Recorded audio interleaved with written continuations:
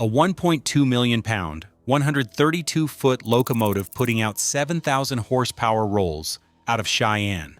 Coupled behind it, an ordinary diesel. The most powerful steam machine ever built apparently needs help. To the casual observer, the modern diesel trailing immediately behind Union Pacific 4014 looks like a confession of weakness. It suggests that this massive machine, built to conquer the steepest mountain grades of the American West, cannot handle the job on its own. But this interpretation misreads the basic physics of modern railroading. The presence of that diesel helper is not an indictment of steam's strength, nor is it a sign that the giant has grown frail with age. In its prime, the big boy was a self-contained feat of mechanical engineering. The American Locomotive Company designed this articulated machine to haul 3,600-ton freight trains over the rugged Wasatch Range without any assistance. It was built to master steep mountain grades through tractive effort alone, running without external support. The real explanation for the diesel trailing behind it today does not lie in a deficit of horsepower. Instead, the helper is a window into how railroads actually operate. Over the last 6 decades, the physical environment surrounding the steam locomotive completely disappeared. The water tanks, the coaling towers, the maintenance pits, and the specialized crews that once sustained these machines have vanished from modern main lines. Operating a historical locomotive in a high-density, high-speed freight network requires solving problems that the designers in 1941 never had to consider.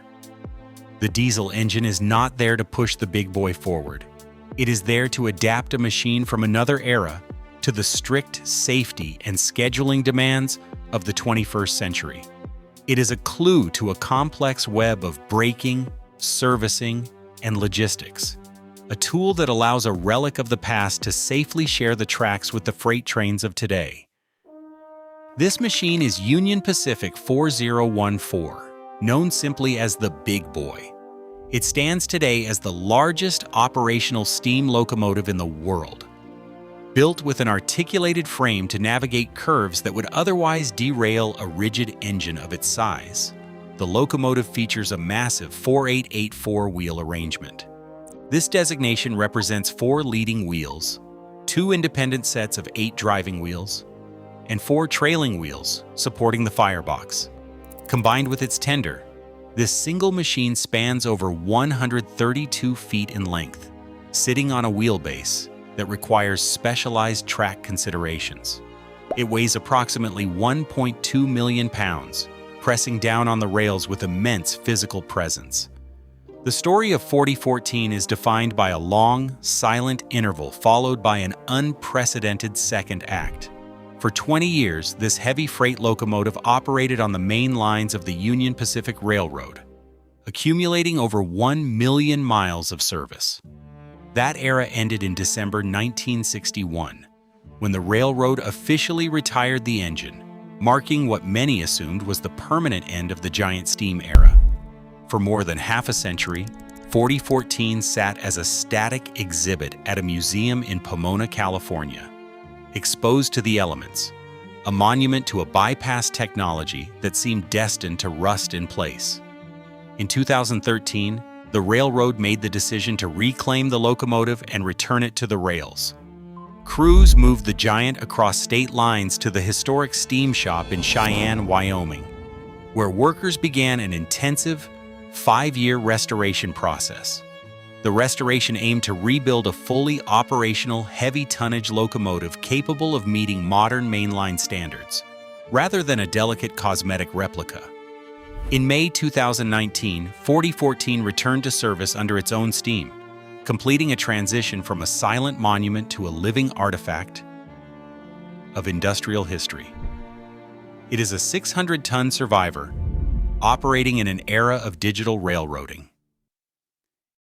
In 1941, Union Pacific faced a massive bottleneck along its primary transcontinental artery, the overland route. The rugged Wasatch Range of Utah and Wyoming presented a grueling 1.14% ruling grade that choked the flow of freight. To keep pace with rising tonnage, The railroad needed to move 3,600-ton trains over these mountain passes. At the time, even the powerful Challenger-type locomotives could not make the climb alone, requiring the costly addition of helper engines to push or pull the trains over the summit. To solve this, Union Pacific's engineering team collaborated with the American Locomotive Company, known as ALCO, to design a single, self-contained locomotive capable of mastering the Wasatch grades without assistance. The resulting big boy was built purely as a cold, mathematical response to mountain geography. The engineers settled on an articulated design with a 4-8-8-4 wheel arrangement. By splitting the 16 driving wheels into 2 independent pivoting engines under one giant boiler, they solved a classic conflict of mechanical engineering. A rigid locomotive of this length would derail on mountain curves, but the articulated frame allowed the massive machine to bend, negotiating tight track geometry while maximizing the surface area of the wheels, gripping the steel rails. Every dimension of the locomotive was scaled to support this continuous output. The massive firebox and boiler had to generate enough steam to produce 7,000 horsepower, allowing the engine to haul heavy freight at sustained speeds up to 80 miles per hour on flat territory, and conquer the steep western grades without stalling. It represented the absolute peak of reciprocating steam technology, a highly specialized tool built for a specific corridor of the American West.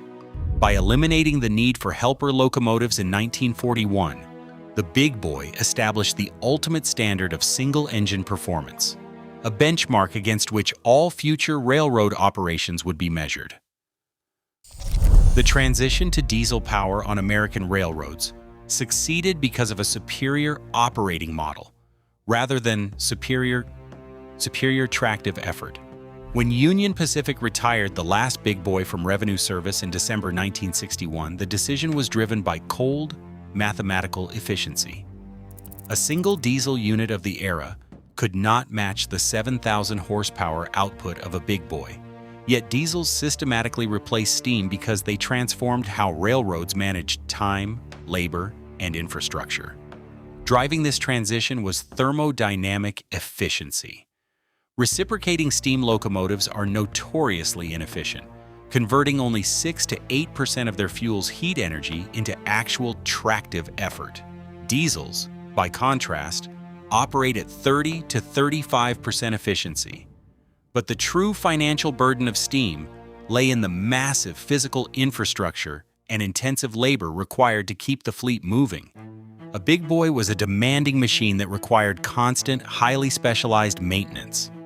Preparing a cold steam locomotive for service is a slow, delicate process, requiring 4 to 5 hours of gradual heating to bring the massive boiler up to operating pressure without damaging the steel. Once on the track, the engine required frequent stops for water and fuel, alongside manual lubrication of its complex running gear. After completing a run, the locomotive had to go to a roundhouse for hours of servicing, ash clearance, and boiler washouts to prevent mineral scaling. Diesels eliminated this entire bottleneck. A diesel locomotive can be started in minutes and kept running almost continuously with minimal turnaround time. This high availability meant railroads needed fewer locomotives to move the same amount of freight. Furthermore, diesel maintenance was standardized and modular, drastically reducing the time an engine spent out of service. The labor costs of steam were equally unsustainable. A Big Boy cab required at least 2 highly skilled operators, an engineer to run the train, and a fireman to manage the volatile boiler water levels and fuel feed. When extra power was needed on steep grades, adding another steam locomotive meant paying for another highly trained crew. Diesels solved this through multiple unit control, allowing a single engineer in the lead cab to control multiple coupled diesel units simultaneously. Ultimately, a more practical business model replaced the Big Boy, long before any single locomotive surpassed its raw tractive effort. The giant was defeated by the disappearance of the very ecosystem that sustained it. the coaling towers, the water tanks, the deep ash pits, and the specialized maintenance crews. The steam engine did not lose its strength. The railroad industry simply evolved into a system where availability, low maintenance, and continuous operation mattered far more than the brute force of a single reciprocating engine. Your rewritten narration text here. The real test of a mountain locomotive is not how it climbs, but how it descends. Controlling a 1.2 million-pound steam engine on a sustained downgrade requires dissipating an incredible amount of kinetic energy. The big boy relies on its original steam brake system, which uses large cast-iron shoes pressed directly against the steel driving wheels by steam pressure. This friction-based design generates intense heat directly at the wheel-tire interface. On mountain grades steeper than 1%, the cast-iron shoes can only handle about 5 to 7 minutes of continuous application before reaching critical temperatures. If the wheels exceed 650 degrees, the steel tires can expand, loosen, or crack, creating an immediate risk of a catastrophic derailment. This is where the trailing diesel helper, such as an EMD SD70 ACE or GE ES44 AC, becomes an essential safety device.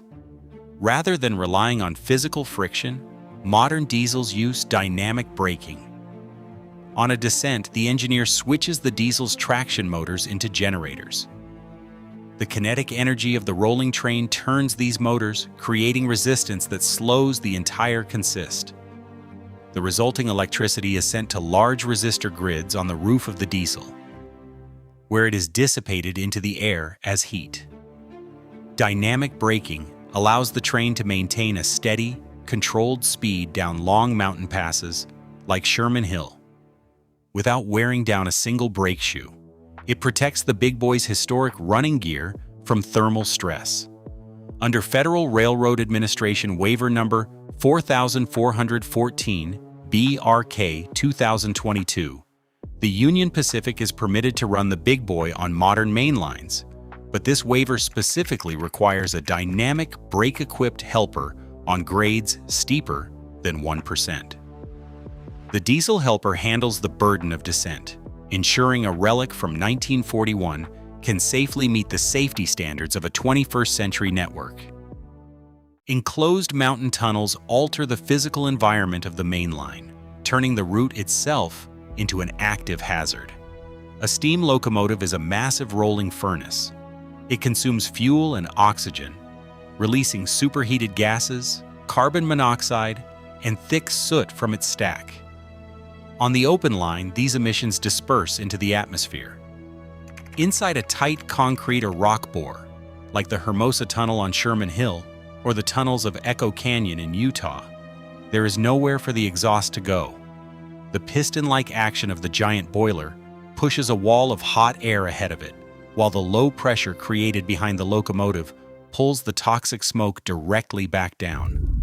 Unlike a modern diesel with its sealed, climate-controlled cab, the big boy features an open-air cab. The engineer and fireman stand in a space that is physically open to the elements. In a long tunnel, this open design exposes the crew directly to temperatures that can quickly exceed 140 degrees Fahrenheit, alongside dense smoke and carbon monoxide. This environment changes the operating problem from one of tractive effort to one of life safety. This is where the trailing diesel helper serves as an essential safety adaptation. When the train enters a confined tunnel, the crew can dial back the big boy's oil fire, drastically reducing the heat and exhaust generated by the boiler. The trailing diesel handles the load. It provides the steady propulsion needed to keep the entire train moving forward at a safe, controlled speed. By carrying the tractive burden inside the bore, the diesel protects the steam crew from the hazardous emissions of their own engine. Operating manuals require specific safety procedures for enclosed bores, including reducing boiler demands before entering the portal. Without the diesel helper to maintain forward momentum under reduced steam, a stalled train inside a tunnel would quickly create a lethal environment.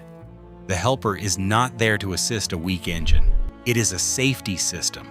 allowing a mid-century giant to navigate modern tunnels without putting its crew at risk. Apart from managing descents and tunnel safety, the physical presence of the diesel helper directly expands the operating range of the steam locomotive. A reciprocating steam engine is an incredibly thirsty machine.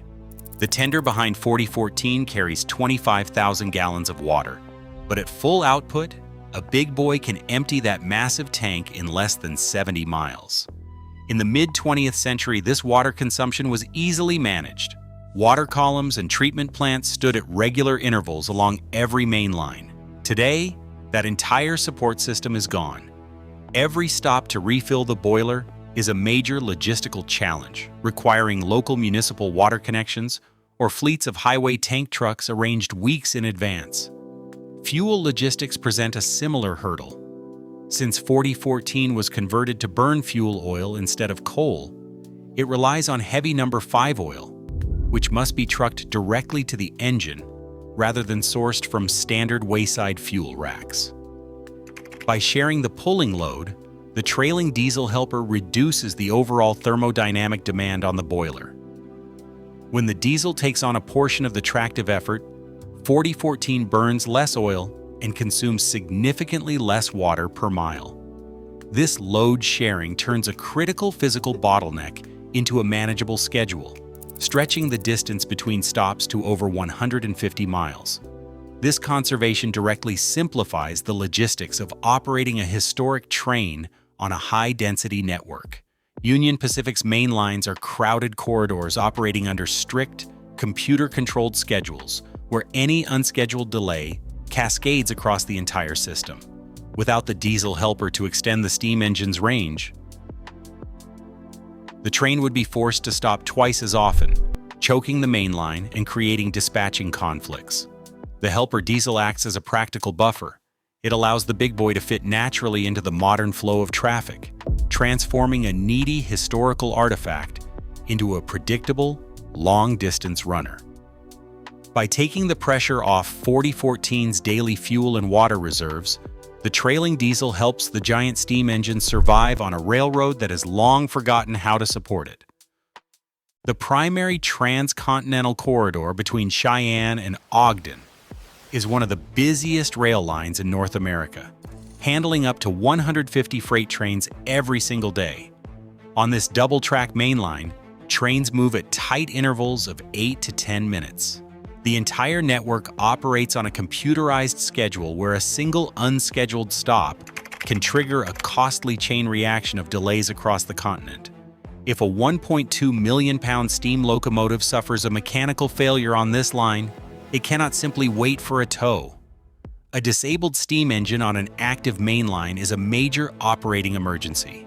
Unlike modern diesels, which can easily be bypassed or towed by other units in the consist, a dead steam locomotive presents a massive physical obstruction.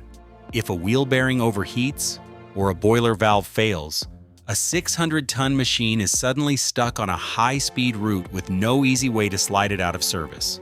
This is where the trailing diesel serves as the ultimate insurance policy.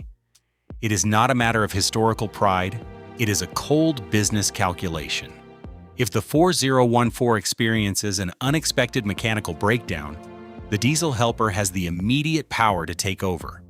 It can pull both the disabled steam locomotive and its entire passenger consist out of the way, clearing the main track and moving the train to the nearest siding. The crew does not need to wait for a rescue locomotive to be dispatched from a distant yard. The backup power is already coupled to the train. This setup protects the railroad from a multi-million-dollar disruption. It reframes the trailing locomotive from an embarrassment into a safety system. For Union Pacific, corporate risk management must always outweigh nostalgia. This priority on systemic continuity reveals that the challenges of running a vintage locomotive are not confined to the engine itself. The true barrier is the complete disappearance of the massive physical network that once kept steam alive. During the golden age of steam, locomotives did not operate in isolation. They were the visible tips of a massive continent-spanning industrial machine. Every 100 miles of track was defined by heavy concrete coaling towers, looming over the main line, deep ash pits built between the rails to receive the waste of roaring fireboxes, and high-volume water columns capable of dumping thousands of gallons of treated water into a tender in minutes. Roundhouses stood at every major division point, packed with specialized boilermakers, machinists, and hostlers who worked in continuous shifts to keep the fleet moving. This physical network was not scenery, it was a metabolic necessity. A steam engine is an open thermodynamic system, constantly taking in, burning, and discarding resources. When railroads transitioned to diesel, they did not just change the locomotives, they systematically dismantled the entire life support system that sustained them.